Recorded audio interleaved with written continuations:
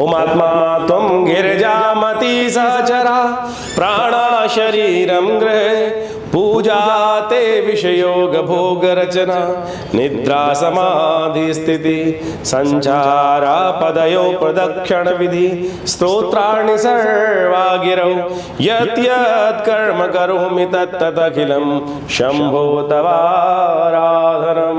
नमस्कार, स्वागत है आपका आचार्यवाणी में। मैं आचार्य डॉक्टर विक्रमादित्य आपके साथ हूँ। आचार्यवाणी चैनल के माध्यम से हम बात करेंगे मिथुन राशि वालों के लिए जुलाई का अंतिम भाग, ग्रहों का योगायोग कैसा बनेगा। देखिए, ग्रहों के योगायोग के अनुसार से आपके जीवन की राह निर्धारित होती है और जो राहें, जो मोड़ हमारे जीवन में आते हैं उन ग्रह योग के अनुसार से हम अच्छे, गलत, सही मार्ग पर चलते चले जाते हैं। लेकिन यदि हम सही से उस मार्ग का समझ लें कि ग्रह नक्षत्र कहाँ हमको फंसाने वाले हैं, कहाँ हमारे लिए अच्छे योग बनाने वाले हैं, तो हम गलत रास्तों से बच भी सकते हैं। यही ज्योतिष का मुख्य लाभ है। ऐसे में यदि मिथुन राशि के संबंध में बात करें तो इन दिनों कई ग्रहों का परिवर्तन जुलाई में बना आपके लिए। सूर्य परिवर्तन की तरफ गए, शनि महाराज वक्री होकर योग बनाए, ऐसे में शुक्र परिवर्तन की तरफ गए, बुध का परिवर्तन का योग बना। ये सारे के सारे जो परिवर्तन के योग बन रहे हैं, ये कहाँ आपके लिए योग बना रहे हैं? ये बहुत विशेष योग बन रहा है आपके लिए। इन सब का प्रभाव उत्पन्न होता है। और ऐसे में एक बात और ध्यान रखें, ये जो परिवर्तन का योग बन रहा है, ये एक ऐसा योग बन रहा है जुलाई के अंतिम भाग में। हम ग्रहों के ठीक करने के लिए बहुत सारे उपाय करते हैं। उपाय ठीक करके पुण्यों को जगाते हैं, और यदि पुण्य हमारे सही हों तो हम छोटे मोटे कष्ट जीवन में आते हैं तो पता भी नहीं चलते कब साइड से निकल जाते हैं। ये वही अवसर है जुलाई का अंतिम भाग कि आप अपने पुण्यों को अद्भुत रूप से संचय कर जीवन में सुख के अकाउंट को बढ़ाने का प्रयास कर सकते हैं। जी हाँ, सावन का महीना शुरू हो रहा है। श्रवण नक्षत्र में सावन के सोमवार के दिन श्रवण नक्षत्र पड़ रहा है और उसी दिन सावन का महीना शुरू हो रहा है। अंत भी सावन का सोमवार से ही हो रहा है, श्रवण नक्षत्र पर ही हो रहा है। ये बहुत अद्भुत योग है। और इसका एक और रहस्य है, देवशयनी एकादशी के बाद भगवान विष्णु शेषशय्या पर चले जाते हैं, जो संसार के पालक हैं, देवताओं के साथ विश्राम करते हैं। ऐसे में समस्त संता जो है, संसार का कार्य जो है, कहा जाता है आध्यात्मिक दृष्टिकोण से भगवान विष्णु से निकलकर शिव के हाथ में आ जाता है दायित्व। और शिव भोलेनाथ हैं, तथास्तु करके समस्त आशीर्वाद देते हैं। तो ऐसे में यदि आप भगवान शिव की सुंदर आराधना करें सावन के महीने में, इतने सुंदर मुहूर्त के साथ ये सावन का महीना शुरू हो रहा है और जुलाई के अंतिम भाग में ही शुरू हो रहा है, तो उसका रहस्य आप समझ लेंगे तो बहुत अद्भुत रहेगा। देखिए, 21 जुलाई का दिन यदि हम बात करें तो पूर्णिमा है उस दिन, और रविवार का अवसर है। और मकर में चंद्रमा सुबह 7:30 पर उपस्थित होने जा रहे हैं। ये आपके लिए थोड़ा सा बंधन में रहते हुए लाभ के योग जरूर बनाएंगे। बृहस्पति इन दिनों आपके बड़े विचित्र स्थिति में चल रहे हैं, तो उनको आपको ठीक करने की ज़रूरत है, क्योंकि वो जो है वो पूरी तरह से लाभ देने के मूड में नहीं है। खुद ऐसी जगह बैठे हैं जो अननेसेसरी, जो बुद्धि है वो आपको अननेसेसरी कहीं पेनल्टी डाल देती है। बुद्धि में जो सही बात आती है वो लेट आती है, या फिर वो बुद्धि गलत दिशा में चल जाती है। तो ऐसे में उसको ठीक करने की आवश्यकता है।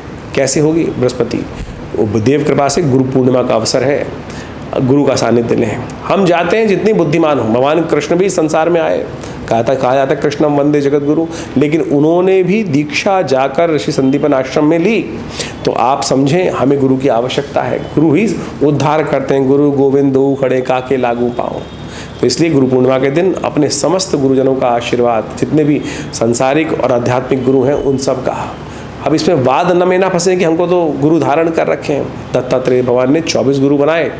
इस संसार में जिससे भी कोई शिक्षा मिलती है तो आज उसके प्रति नतमस्तक होकर समर्पित भाव से कार्य करने का प्रयास करें। बृहस्पति आपके लिए पूरे वर्ष ठीक नहीं रहेगा, और ये दिन है उनको ठीक करने का, व्यास पूजा करके उनको ठीक करने का, कृष्णम वंदे जगत गुरु, भगवान कृष्ण की उपासना करने का, व्यास जी की उपासना करने का, गुरु की शरणागति प्राप्त करने का। इस संसार में अद्भुत कथाएं हैं, उसके बारे में बहुत सारी कथाएं हम समय पर उपस्थित करते रहते हैं। और यदि गुरु पूर्णिमा के दिन इस सब चीज़ को कर लें तो कहा जाता है समस्त प्रकार से आपके कष्टों को दूर करने का योग बनेगा। तो ये अवश्य कीजिएगा, गुरु पूजन कीजिएगा। विवेकानंद योगाश्रम में भी बड़ा कार्यक्रम है जो रविवार को सुबह 21 तारीख को सुबह रहेगा। यज्ञ के साथ, गुरु पूजन के साथ, भंडारे के साथ कार्यक्रम चलेगा। सुबह करीब 8 बजे से लेकर ये कार्यक्रम 11 साढ़े 11 तक चलेगा। आप भी इसमें सम्मिलित हो सकते हैं।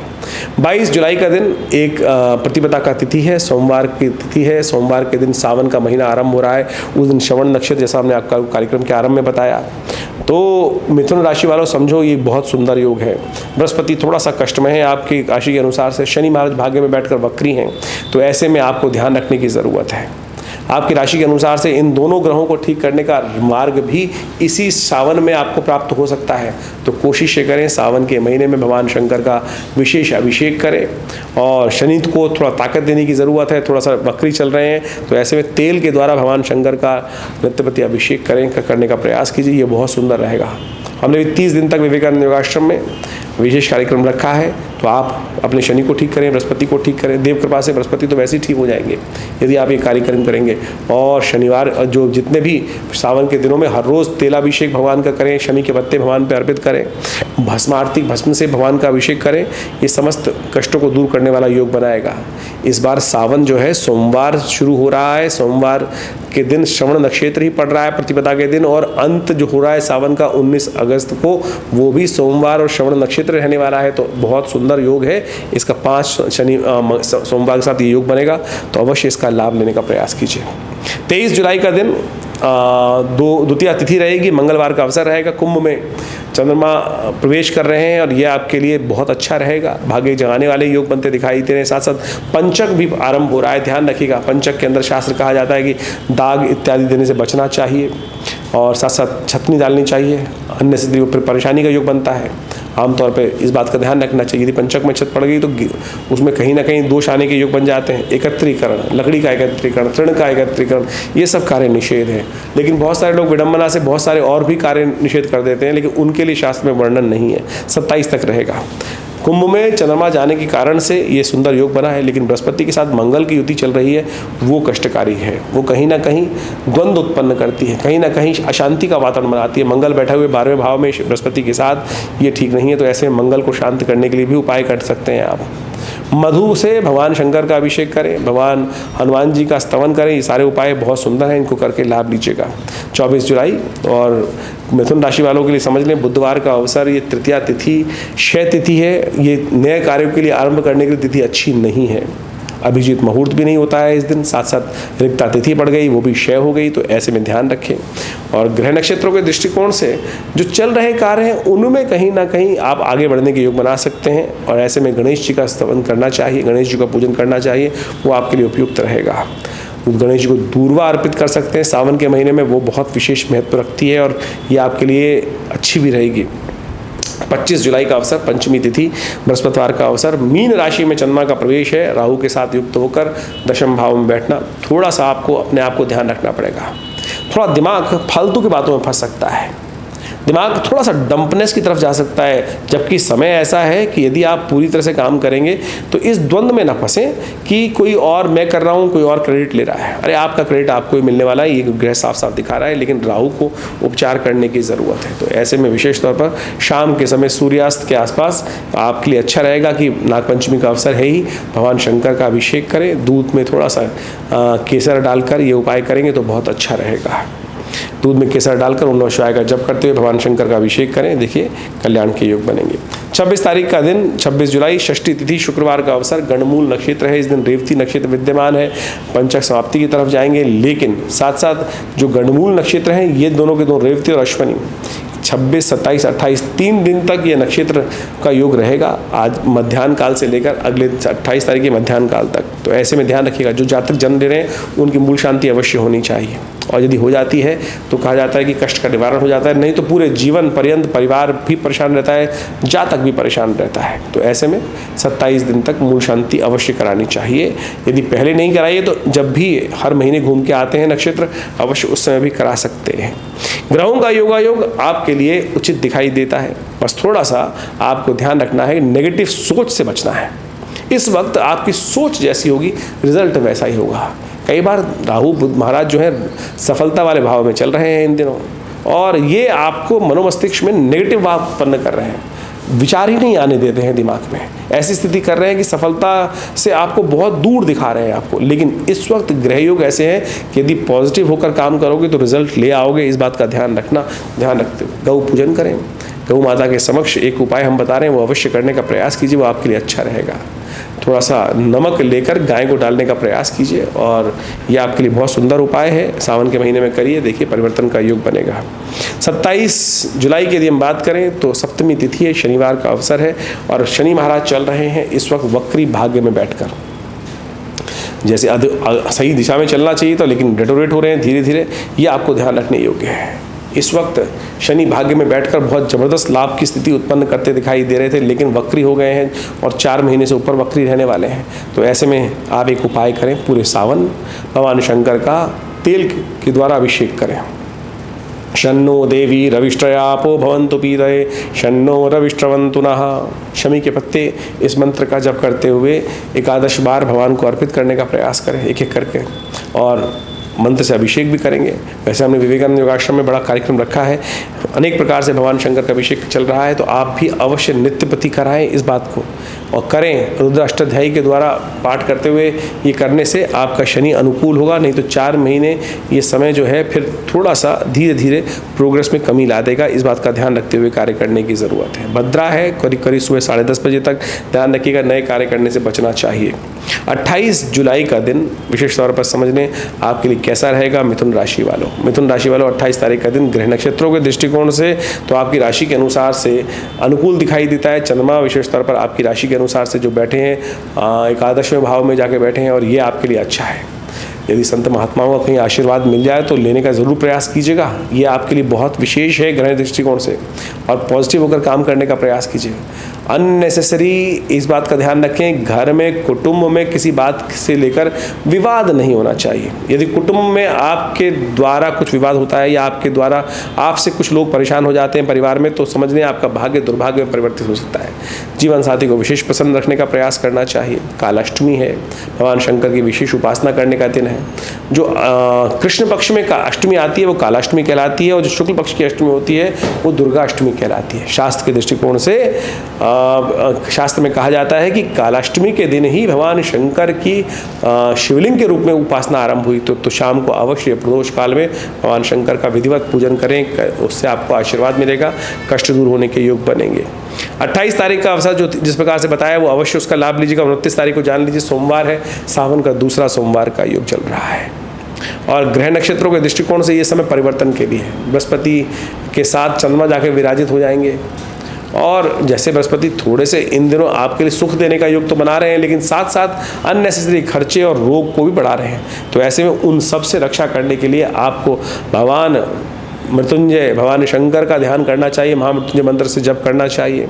ओम हौं जुं सह ओम भूर्भुवस्व ओम त्र्यंबकं यजामहे सुगंधिं पुष्टिवर्धनम उर्वारुकमिव बंधनान् मृत्योर्मुक्षीयमामृतात् स्वभुवा भू ओम सहजुं हौं ओम। इस मंत्र को जप करते हुए उनका अभिषेक करें, दूध से अभिषेक करें, यह आपके लिए बहुत अच्छा रहेगा। इससे भगवान शंकर का आशीर्वाद मिलेगा और इस मंत्र का अनुष्ठान भी कराइए। देखिए इन दिनों दोनों ग्रह जो है लगातार आपके लिए थोड़ा सा स्वास्थ्य के मामले में खराब चल रहे हैं, ऐसे में भगवान शंकर का आशीर्वाद अवश्य चाहिए। स्वास्थ्य के दृष्टिकोण से आप अपने रुद्राभिषेक करवाएं, रुद्राष्टाध्यायी का पाठ कराएं, महामृत्युंजय मंत्र का जप कराएं, ये बहुत ज़रूरी है, अवश्य इसका ध्यान रखना चाहिए आपको। 30 तारीख का दिन विशेष तौर पर समझ लीजिए, जुलाई का दिन है, मंगलवार का योग है। ग्रह नक्षत्रों के दृष्टिकोण से आपके लिए समय 50-50 चलता दिखाई दे रहा है। अननेसेसरी झगड़ों से बचें। मंगल बृहस्पति का योग जिस प्रकार से बना हुआ है, मंगल अभी भी उग्रता प्रदान कर रहे हैं, थोड़ा सा ध्यान रखते हुए थोड़ा सा दुस्वाभाविकता को त्यागने का प्रयास कीजिए। बुद्ध परिवर्तित होकर आगे चल रहे हैं और आगे जाकर आप सही रूप से काम कर पाएंगे, लेकिन इस वक्त मन जो है थोड़ा दुविधा में है। सही दिशा प्राप्त करने के लिए योग हैं, लेकिन थोड़ा संशय दिखाई देता है। उसके लिए हनुमान जी का स्तवन करना अच्छा रहेगा। 31 जुलाई का अवसर एकादशी, कामदा एकादशी का योग बुधवार के दिन पड़ रहा है, ये बहुत सुंदर है। बुधवार भगवान विशेष तौर पर कृष्ण का विशेष दिन माना जाता है, तो ऐसे में भगवान कृष्ण की सुंदर उपासना करने का प्रयास करें। ग्रह नक्षत्र आपके लिए जो ग्रह योग दिखा रहे हैं, थोड़ा बैलेंस होकर काम करने की ज़रूरत है। केसर का टीका लगाएं, भगवान को केसर अर्पित करें, ये आपके लिए अच्छा उपाय करेगा। तो इस प्रकार से ज्योतिष की जो गणनाएं हैं वो बहुत प्रत्यक्ष है। दिन प्रतिदिन आपके जीवन में समय, हर क्षण में आपके जीवन में क्या होने वाला है, इतनी सूक्ष्म ज्योतिष के अंतर्गत गणनाएं आती हैं कि क्योंकि हर समय जो है परिवर्तन की तरफ जा रहा है। उस परिवर्तन को समझने का, उस ग्रह योग को समझने का योग ही ज्योतिष विज्ञान का मुख्य उद्देश्य है। और उसके द्वारा आपके जीवन में समय किस प्रकार से चल रहा है, क्या चल रहा है, यदि वो सही अवगत हम पहले से हो जाएं तो बहुत सारे जीवन के कष्ट जो हैं उसको हम जीवन से दूर कर सकते हैं। ये तो ज्योतिष की काल गणना का एक सुंदर उदाहरण आपके समक्ष बता देते रहते हैं हम। इसके साथ साथ आपकी मूल जन्म पत्री में ग्रह योग किस प्रकार के हैं, उनमें किस प्रकार के योगा योग पड़े हुए हैं। देखिए, ऐसा समझें कि अब गोचर में तो सब पूरे विश्व को हमने 12 भागों में बांटकर उनकी जन्मपत्री ग्रह ज्योतिष के अनुसार समझने का प्रयास किया, लेकिन व्यक्ति की अपनी जन्मपत्री में कौन से राजयोग हैं, कौन से दरिद्र योग हैं, कौन से कष्ट के योग हैं, कौन सी दशाएं चल रही हैं, कौन सी अंतर्दशाएं चल रही हैं, कौन सी योगिनी दशाएं चल रही हैं, इसके अलावा ग्रहों का बलाबल कितना है। गोचर में आप ये मान के चलें कि इसको इस प्रकार समझ सकते हैं कि सपोज कोई एक क्षेत्र के अंदर कोई बीमारी फैली हुई है। अब ऐसा नहीं है कि सभी व्यक्ति उसकी ग्रास में आ गए, सभी बीमार हो गए, लेकिन कुछ परसेंटेज लोग ज़्यादा बीमार होंगे, कुछ परसेंटेज थोड़े कम बीमार होंगे, कुछों को हल्की सी छुएगी और कुछ बिल्कुल निरोगी रहेंगे। किस पे डिपेंड करता है? आपका रहन सहन, खान पान, आपकी बॉडी इम्यून कितनी है, क्या है। यानी आपकी मूल जन्म पत्री में किस प्रकार के ग्रह योग चल रहे हैं, कौन से ग्रहों की किस प्रकार की स्थिति है, किसके भाग्य में राज्य करना लिखा है, किसके भाग्य में कष्ट भोगना लिखा है। ऐसे में ग्रह गोचर जो प्रैक्टिकल समय में चल रहे हैं, आज के समय में चल रहे हैं, उनका प्रभाव उसी के हिसाब से आपके जीवन में हमको समझने की आवश्यकता होती है। तो ये एक ज्योतिष की बहुत विशेष तौर पर समझने की आवश्यकता है। तो आप अपनी मूल जन्मपत्री को देखते हुए अपने ग्रह गोचर को प्रैक्टिकल जो आजकल जो करंट में चल रहा होता है उसको भी हम समझ सकते हैं। ज्योतिष एक बहुत बृहद विज्ञान है। ज्योतिष के 2 एस्पेक्ट्स हैं, एक गणित, एक फलित। ये तो गणनाओं के आधार पर हम जो भी एस्ट्रोनॉमिकल कैलकुलेशन परिवर्तन हो रहा है, ग्रह बदल रहे हैं, उस पूरे यूनिवर्स के अंदर कब कौन सा सूर्योदय कब हुआ, कैसे हुआ, कहाँ कौन सा ग्रह अस्त हुआ, कौन सा ग्रह वक्री हुआ, उसकी हम गणनाओं को एक गणित के माध्यम से चेक करते हैं। दूसरा है फलित। फलित यानी उन गणनाओं का, उन योगों का जो योगा योग बने, उनका प्रभाव व्यक्ति पर, समाज पर, क्षेत्र पर, प्रकृति पर किस प्रकार का होगा, और उसको हम यदि समझें तो वो बहुत प्रत्यक्ष विज्ञान है। और ये पूरा अध्यात्म के साथ जुड़ा हुआ है। ये ऐसा बिल्कुल नहीं है आप समझ लें कि यदि आपके भाग्य में कुछ कष्ट लिखा है तो वो भोग कर ही जाएगा, नहीं। ऐसा समझें कि संसार में वृष्टि हो रही है, बारिश हो रही है, तो सभी थोड़ी भीग रहे हैं, सभी थोड़ी भीग रहे हैं, सभी थोड़ी कष्ट में हो रहे हैं। किसी का भाग्य ऐसा है कि वो महल में बैठा हुआ है, उस वर्षा का आनंद ले रहा है। किसी का भाग्य ऐसा है कि उसी वृष्टि में, उसी क्षेत्र में बारिश होकर वो ओले बेचारा झेल रहा है, उसके पास छत तक नहीं है, छाता तक नहीं है। ये सारा का सारा आप समझ लीजिए आपका कर्म। ये कर्म के हिसाब से है कि उसने कर्म किया, दूसरे व्यक्ति ने कर्म करके अपना सुंदर मकान बना लिया, व्यवस्था बना ली। तो ये कर्म के द्वारा आप परिस्थितियों को चेंज कर कर दुख को सुख में परिवर्तित कर सकते हैं। हाँ, उसके साथ उल्टा भी हो सकता है। यदि दुष्कर्म करोगे तो सुख जो है वो दुख में परिवर्तित हो सकता है। तो इसलिए इन काल गणनाओं को समझना परम आवश्यक है। ज्योतिष ने इन्हीं समस्त योगा योगों को हमारे ऋषि मुनियों ने सुंदर तरह से व्याख्यात करके अनंत हजारों लाखों ग्रंथों का निर्माण कर कर उन योगा योग को वहाँ पर समझाने का प्रयास किया। पाराशर, होरा, जैमिन, ये सारे के सारे अनंत जो ग्रंथ हैं, इन सब की जो गणनाएं हैं बिल्कुल अद्भुत है। कैसे उस ग्रंथ में लिखा हुआ एक छोटा सा योग आपकी कुंडली में जब हम देखते हैं तो बिल्कुल फलीभूत होता है। सेम तरीके से जो वहाँ लिखा गया कि इसके जीवन में इस प्रकार की स्थिति बनेगी, और वही जब देखते हैं सूत्र लगाकर तो बिल्कुल प्रत्यक्ष बैठता है। यही चमत्कारिक प्रभाव है। ये हमको अच्छा गहन शोध अध्ययन करने के उपरांत चीज़ें समझ में आती हैं। तो आप बिल्कुल ज्योतिष को कपोल कल्पित कल्पनाओं में ना समझें। बहुत सारे लोग हैं जो समय समय पर आकर आपके मन में मानसिक तौर पर विचित्र विडंबनाएं उत्पन्न करने का प्रयास कर सकते हैं। तो आप यदि आप भारतीय संस्कृति में विश्वास रखने की बात करते हैं तो बिल्कुल प्रैक्टिकल। हमें भी कई बार लगता है, कई बार व्यक्ति आते हैं कि जिसमें बहुत हज़ारों लोग हैं और सब चीज़ें नहीं, तो उसमें कई बार लगता है कि ये योग क्यों नहीं कट रहा है, लेकिन उसका भी एक रीज़न होगा। हो सकता है शोध के बाद वो समझ में आ जाए। तो आपको इन सब चीज़ों को समझना चाहिए। देखिए, अविश्वास जगाना तो बहुत छोटी चीज़ है। किसी भी चीज़ को अगर आपका विश्वास है, बोलो नहीं मैं विश्वास नहीं करता, मेरे करने ना करने से, आपके करने ना करने से वो सिद्धांत नहीं बदलते। ज्योतिष एक प्रत्यक्ष विज्ञान है और हमने इसको बहुत शोध कर देखा, और जब हम प्रेडिक्शन करके बताते हैं लोगों को, उस वक्त तो व्यक्ति को लगता है, मैंने बहुत बार अनुभव किया, बाल्यकाल से ज्योतिष के अंदर बहुत, पिताजी के साथ रहते रहते बहुत अध्ययन, बाल्यकाल से ही 5 वर्ष की आयु से ही ज्योतिष में इंटरेस्ट जगाया पिताजी ने, साथ में जोड़कर बैठ के ज्योतिष को पढ़ना, सीखना, समझना, बताना सब सिखाया। और जब हम वो बोल देते थे तो क्या होता था, वो बाद में पता चलता था कि लोग उस वक्त तो कई बार रुष्ट होकर चले जाते थे, अरे क्या फालतू डराने की बात कर रहे हो, 5 साल बाद आएगा व्यक्ति, 10 साल बाद आएगा। एक व्यक्ति तो ऐसे थे मेरे पास जन्मपत्री दिखाने के लिए आए और हमने जो बताया कि अरे चले गए रुष्ट होकर, बाद में 1 साल बाद आए, बोले हाथ पकड़ के रोका क्यों नहीं था, हाथ पकड़ के रोका क्यों नहीं था कि महाराज ये मत करो। क्या जब समझाने की कोशिश करूं तो समझते हैं व्यक्ति, तो आप समझें ज्योतिष बिल्कुल प्रत्यक्ष विज्ञान है और इस बात को हमको समझना चाहिए। मैंने एक बार नहीं हजारों बार इस प्रकार का अनुभव किया है कि व्यक्ति के जन्म कुंडली में बिल्कुल प्रत्यक्ष योग हैं और वो बताया और व्यक्ति नहीं समझ में आती, कई बार जो समझ जाते हैं वो अरे न्यारे करवा लेते हैं, बच जाते हैं, कष्टों से निवृत्ति के योग बना लेते हैं। तो इसलिए विश्वास करें, मंत्र विज्ञान, यज्ञ विज्ञान, मंत्र जप, जितने भी शास्त्र में उपाय बताए गए हैं औषध विज्ञान के माध्यम से, वो सब के सब प्रत्यक्ष चमत्कारिक काम करते हैं। हमने तो ऐसे ऐसे अनुष्ठान की देखे हैं कि कुंडली में जेल जाने का योग बिल्कुल साफ साफ दिखाई दे रहा था। भगवती दुर्गा जी का प्रयोग जैसा अनुभव है वो किया, आरंभ कराया गया और कैसे कष्ट कट गया, कैसे कष्ट कट गया कि बिल्कुल उस व्यक्ति को सजा होने के पूर्ण योग थे। लेकिन जब उस अनुष्ठान को, पूजा को, दुर्गा जी के उस खास अनुष्ठान को कराया गया तो वो कष्ट निवृत्ति का योग बना। ऐसे एक नहीं, मैं बहुत इतने सालों में अध्ययन ज्योतिष के बाद आज इस उम्र में हूँ तो 40 साल का तो खूब अच्छे से देखा है मैंने, बहुत अच्छे अच्छे लोगों को देखा है कि किस प्रकार से लोगों को परिवर्तन का योग बना।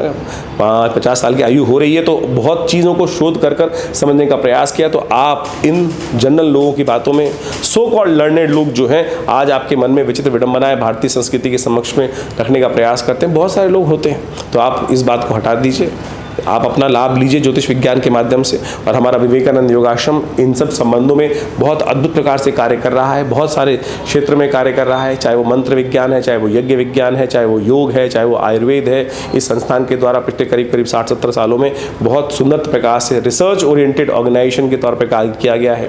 हमारे आश्रम पर नित्य आज भी 8 घंटे यज्ञ होता है हर रोज़।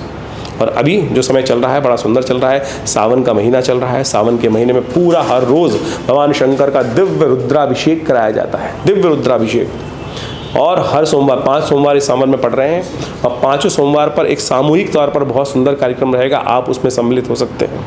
और भगवान शंकर का बड़ा विशाल श्री विग्रह जैसे सौराष्ट्र में है वो विद्यमान है और उनका रुद्राष्टाध्यायी के द्वारा नित्य प्रति अभिषेक चलेगा, जो मनोकामनाओं की सिद्धि करने में अद्भुत है, कष्टों को दूर करने में अद्भुत चमत्कारिक रूप उपस्थित करता है। भगवान शंकर भोलेनाथ हैं। देखिए इस वक्त समस्त संसार की जो विशेष तौर पर कार्य है, भार है, कार्यभार, वो भगवान शंभू के हाथ में, क्योंकि देवशयनी एकादशी हो चुकी है। भगवान शंभू समस्त कार्य को सुंदर तरीके से करते हैं और भोलेनाथ तो बड़े सुंदर तरीके से इजीली प्रसन्न हो जाते हैं। सबके आराध्य हैं, जो परित्यक्त भी हैं वो भी भगवान भोलेनाथ की शरण में जाकर अपनी मनोकामना सिद्धि का योग बना सकते हैं। तो आप आनंद भाव से हमारे साथ जुड़कर, आश्रम से जुड़कर बहुत सारे लाभ ले सकते हैं। हर रविवार को बड़ा कार्यक्रम होता है सुबह 8 से 10 बजे तक। मंगलवार में सुंदरकांड का कार्यक्रम चलता है और इस सावन में तो विशेष तौर पर 5 सोमवार का सुंदर योग जो बना है, इसमें विभिन्न कार्यक्रम आश्रम में रहेंगे। आप अपने नाम से अपनी मनोकामनाओं की सिद्धि के लिए, अपने कष्टों को दूर करने के लिए उन समस्त जो अनुष्ठान इत्यादि आश्रम पे हो रहे हैं उनका लाभ लेकर बहुत सुंदर तरीके से कार्य करने का प्रयास कीजिए। सुंदर रहेगा, आनंद रहेगा। बाकी किसी भी समस्या, पर्सनल समस्या के लिए आप हमारे फ़ोन नंबर्स पे संपर्क साध सकते हैं। हम आपके साथ हमेशा रहेंगे। विवेकानंद योगाश्रम आपके साथ कार्य कर रहा है। मैं आचार्य डॉक्टर विक्रमादित्य आपसे इजाज़त देता हूँ। धन्यवाद।